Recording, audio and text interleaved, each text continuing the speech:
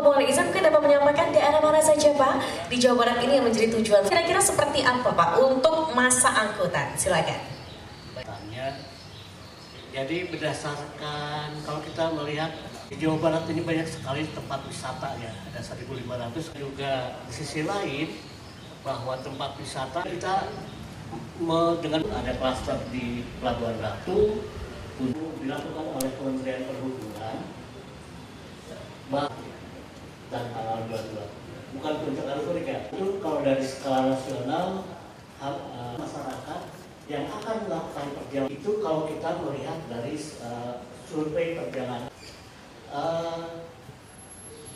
yang akan menyatakan akan melakukan perjalanan. Nah, ya baru untuk tujuan wisata, maaf 70 untuk tujuan mudik. Diprediksi puncak arus itu akan terjadi pada tanggal 24 karena ini pergerakan kebanyakan yang dari hasil 72% menyatakan akan menggunakan sepeda motor, sisanya bank dan lain-lainnya. Nah ini adalah terutama pergerakan kendaraan roda 4. Mungkin sementara itu dari saya. Terima kasih. Banyak yang wisata ya, deg-degan ya Pak. Belum ya, memang ini akhir tahun, pasti semua orang juga ingin sekali untuk berlibur. Mungkin beberapa Bali itu hanya bersekitar 50 sekian persen. Kalau kita melihat di nasional itu kan. Ini kami berkolaborasi ya dengan TNI, Polri dan perangkat daerah lainnya tadi ya melalui posko-posko kita sebarkan juga peta-peta yang sudah kita overlay dengan perkiraan cuaca dan kajian risiko bencana kami juga tadi jalan yang dari Bina Marga kemudian juga terminal dari Dishub ya, jalan alternatif, jalan nasional, jalan tol, kemudian juga dengan wisata dan pasar dari Indang. Nah ini kita overlay di sana, jadi kita tahu potensi ancaman bencana apa saja.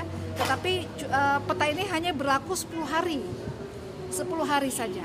Nanti setelah 10 hari kita tarik peta tersebut gitu ya. Ini adalah sebagai antisipasi dan kita juga akan publish ke publik gitu ya. Melalui medsos kita, kemudian juga nanti mungkin kita harapkan juga dari perangkat daerah juga mempublish hal tersebut. Ini adalah upaya mitigasi kita dari kebencanaan di Nataru ini.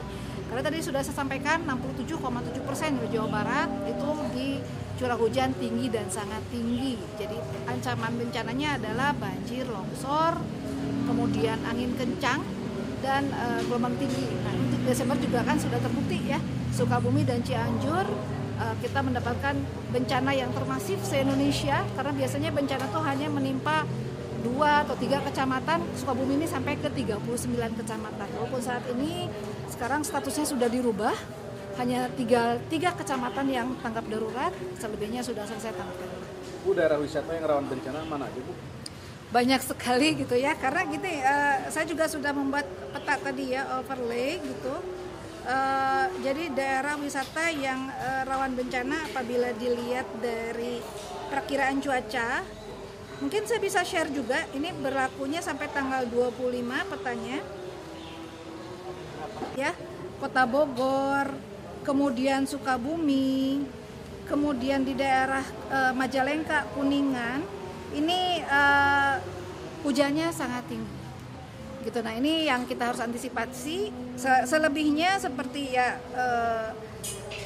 Kota Sukabumi, Kabupaten Cianjur, Garut gitu ya, kemudian Tasikmalaya, Pangandaran, Ciamis, ini hujannya tinggi. Nah, sebagian Sumedang. Nah ini potensi ini banyak sekali gitu ya. Saya tidak bisa bencana Bekasi, Karawang, Subang, Majalengka, Cirebon dan Kota Cirebon. Kalau utara Bekasi, Karawang, Subang, Indramayu, Cirebon. Kalau jalan tengah ada di Kota Bandung, Kota Cimahi, Bandung, Sumedang dan Majalengka. Kalau selatan ini ada Garut, Tasik, Ciamis, Banjar. Nah, ini lebih selatan lagi Sukabumi, Cianjur, Garut, Tasikmalaya, Pangandaran. Ini yang untuk